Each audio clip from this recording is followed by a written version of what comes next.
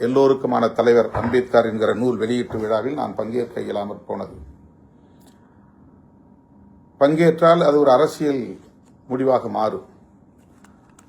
ஒரு அணி சேர்க்கை தொடர்பான கருத்துருவாக்கத்தை ஏற்படுத்தும்.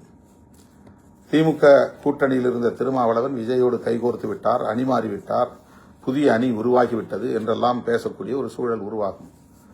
ஆகவே ஒரு மேஜர் டெசிஷன், மிக முக்கியமான முடிவு, அந்த முடிவை எடுப்பதிலே ஒரு தயக்கம் இருந்த காரணத்தினால் அந்த விழாவில் நாம் பங்கேற்கவில்லை.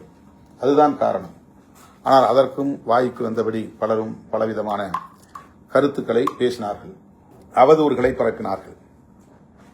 அந்த கூட்டத்தில் பேசிய ஆதவ் அர்ஜுன் திமுகவுக்கு எதிரான கடும் விமர்சனத்தை முன்வைத்த நிலையில் அவரை அழைத்து நான் விளக்கம் கேட்டேன். அவர் தன்னுடைய கருத்து சரியானது என்று சொன்ன நிலையில்தான் 6 மாதம் அவர் மீது நாம் நடவடிக்கை எடுத்தோம். அப்போது ஆதவ் அர்ஜுனிடத்திலே பல நூறு கோடி பணம் பெற்றுக்கொண்ட காரணத்தினால்தான் திருமாவளவனால் அவர் மீது நடவடிக்கை எடுக்க முடியவில்லை என்று சொன்ன கும்பல் வாயடைத்து போனது. அவர்களின் முகத்தில் கரி பூசப்பட்டது. அது உண்மையாக இருந்தால் ஆதவ் அர்ஜுன் மீது 6 மாத ஒழுங்கு நடவடிக்கையை நாம் எடுத்திருக்க முடியுமா என்ற கேள்வி எழுகிறது. ஆகவே அவர்களுடைய அவதூறு பொய்த்து போனது. கரூரிலே 41 பேர் இறந்தபோது அந்த துயரம் எனக்கும் மிகப்பெரிய பாதிப்பை ஏற்படுத்திய நிலையில் ஆதவ் அர்ஜுன் அவர்களை தொடர்பு கொண்டு என்ன நடந்தது என்று கேட்டேன். நடந்ததை சொன்னார். வருத்தப்பட வேண்டாம், மனம் தளர வேண்டாம், இது ஒரு விபத்து, அவ்வளவுதான். இதற்கு அரசியல் உள்நோக்கம் கற்பிக்க வேண்டாம், இதை கடந்து செல்லுங்கள், விஜய் அவர்களுக்கும் என்னுடைய வருத்தத்தை வெளிப்படுத்துங்கள் என்று அவரிடத்திலே சொன்னேன். அவ்வளவுதான். அதற்கு பிறகோ அதற்கு முன்போ இந்த தேர்தல் முடிவு வருகிற வரையில் அவரும் என்னை தொடர்பு கொண்டதில்லை, நானும் அவரை தொடர்பு கொண்டு பேசியதில்லை. ஊரில் பலவிதமான அவதூறுகளை பரப்புகிறார்கள் இயக்கத் தோழர்கள், நீங்கள் புரிந்து கொள்ள வேண்டும். தோழர்களே, இப்போது ராஜா நாம் எடுத்த முடிவை விமர்சனம் செய்திருந்தார். தோழர்கள் என்னிடத்தில் அதை பற்றியெல்லாம் கேட்டார்கள். நான் அதை பொருட்படுத்த வேண்டாம், கடந்து செல்லுங்கள், அதற்கு யாரும் எதிர்வினையாற்ற வேண்டாம் என்று பேசியவர்களிடத்தில், தொடர்பு கொண்ட தோழர்களிடத்தில் சுட்டிக்காட்டினேன், அறிவுறுத்தினேன். அவர் காங்கிரஸை பற்றி அப்படி விமர்சித்தாரா என்று எனக்கு தெரியவில்லை. இடதுசாரிகள் ஆதரவு நல்கியதும் ஒரு அணி மாற்றம்தான். அவர்கள் அமைச்சரவையில் இடம்பெறவில்லை, ஆனால் தாவேகாவுக்கு ஆதரவு நல்கியிருக்கிறார்கள். அதே நிலைப்பாட்டைத்தான் நாமும் எடுத்தோம். ஆனால் நம்முடைய தோழர்கள் அமைச்சரவையில் இடம்பெற வேண்டும், அதுவும் நானே இடம்பெற வேண்டும் என்கிற கருத்தை தொடர்ந்து வலியுறுத்தியதன் விளைவாக, தாவேகா தரப்பிலும் அழைப்பு விடுத்ததன் விளைவாக அமைச்சரவையில் நாம் இடம்பெறுவது என்ற முடிவை எடுத்தோம். திராவிட முன்னேற்றக் கழக தலைவர் அண்ணன் ஸ்டாலின் அவர்களிடத்திலே இந்த ஆதரவு நல்குவது என்கிற முடிவை நேரிலே சந்தித்து, இடதுசாரிகள் எடுத்த முடிவை நாங்களும் எடுக்கிறோம் என்று சொல்லிவிட்டுத்தான் ஆதரவை நல்கினோம். அவர் அதை பெரிதாக எடுத்துக்கொள்ளவில்லை. அதனால் ஒன்றுமில்லை, நீங்கள் ஆதரவு நல்கலாம் என்று இசைவு தந்தார். அமைச்சரவையில் இடம்பெறப்போவதை அவருக்கு தெரிவிக்க முடியவில்லை. ஆனால் முன்னணி அமைச்சர்கள் ஒரு சிலரை நான் தொடர்பு கொண்டு இப்படி ஒரு நிலைப்பாட்டை நாங்கள் எடுக்கிறோம் என்று சொல்லிவிட்டு, அதன் பிறகுதான் செய்தியாளர்களை சந்தித்து விசிக அமைச்சரவையில் இடம்பெறுகிறது என்ற அறிவிப்பை செய்தேன். திராவிட முன்னேற்றக் கழகத்தின் தலைமையிலான மதசார்பற்ற முற்போக்கு கூட்டணியில் விடுதலை சிறுத்தைகள் கட்சி 10 ஆண்டுகளுக்கு மேலாக தொடர்ந்து பயணித்து வருகிறது. எந்த அளவுக்கு அந்த தோழமைக்கு நாங்கள் முக்கியத்துவம் கொடுத்திருக்கிறோம்,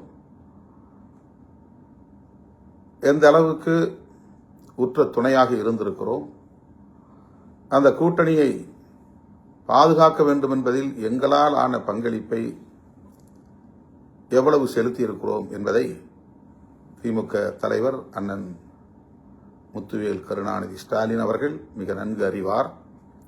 அன்பு இளவல் மேனாள் துணை முதல்வர் உதயநிதி அவர்களும் நன்கு அறிவார். சுற்றி இருப்பவர்கள் ஒரு சிலர் நன்கு அறிவார்கள். ஆனால் அதையும் தாண்டி நாம் எடுத்த இந்த முடிவை திமுக தரப்பில் திரு ஆ ராஜா உட்பட பலர் விமர்சிக்கிறார்கள் என்கிற போது சற்று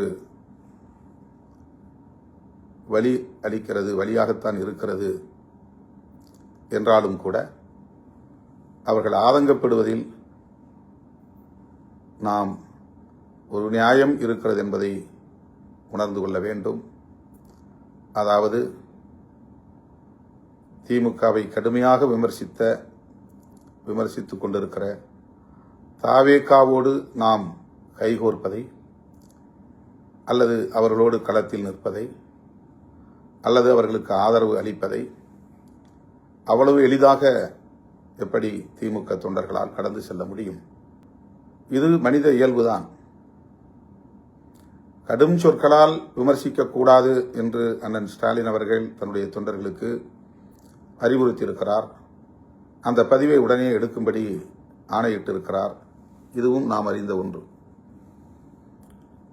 இந்த நிலையில் ஆ ராஜா அவர்களை எதிர்த்து விமர்சிப்பதோ, திமுகவுக்கு எதிராக விமர்சனங்கள் செய்வதோ அல்லது போராட்டங்களை நடத்துவதோ தேவையற்றது.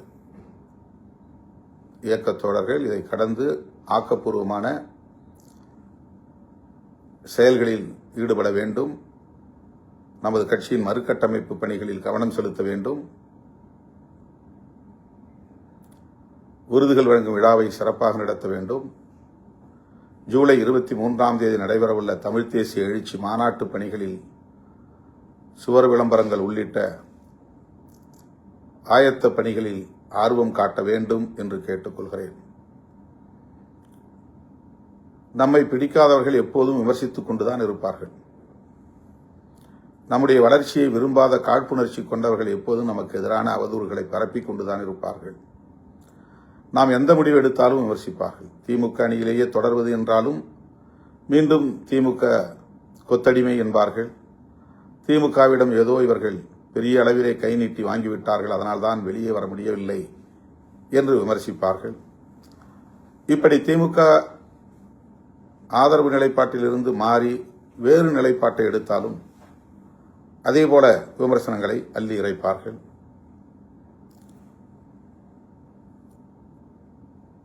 இப்போது காங்கிரஸ்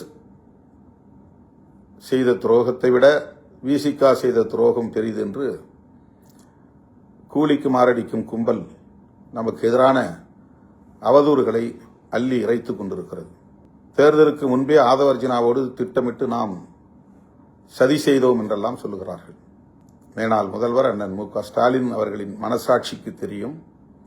விடுதலை சிறுத்தைகளும் திருமாவளவனும் எந்த அளவுக்கு நேர்மையான உறவை கொண்டிருந்தோம், நட்புக்கு எந்த அளவுக்கு முக்கியத்துவம் கொடுத்தோம், அந்த கூட்டணியை பாதுகாக்க வேண்டும் என்பதில், கட்டுக்கோப்பாக வைத்திருக்க வேண்டும் என்பதில், அது வெற்றி பெற வேண்டும் என்பதில் எந்த அளவுக்கு உறுதுணையாக இருந்தோம் என்பது அண்ணன் அவர்களின் மனசாட்சிக்கு தெரியும். வேறு யாருக்கும் இது தெரிய வேண்டும் என்பதில்லை. எனவே என் உயிரின் உயிரான விடுதலை சிறுத்தைகளுக்கு நான் வேண்டுகோள் விடுக்கிறேன். இந்த பிரச்சனையை ஊதி பெருக்க வேண்டாம், விட்டுவிடுங்கள், கடந்து செல்லுங்கள். ஆகவே நாம் எடுத்திருக்கிற முடிவு சரியோ தவறோ அதிகாரத்தை பகிர்ந்து கொள்ள வேண்டும் என்ற வேட்கை தணிந்திருக்கிறது. அந்த வாய்ப்பை நாம் பயன்படுத்தியிருக்கிறோம். அந்த புரிதலோடு தோழர்கள் களமாட வேண்டும்.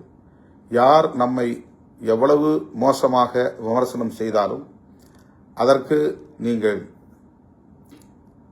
செவி சாய்க்க வேண்டாம். போராட்டம் என்கிற பெயரில் கவனம் சிதற வேண்டாம்.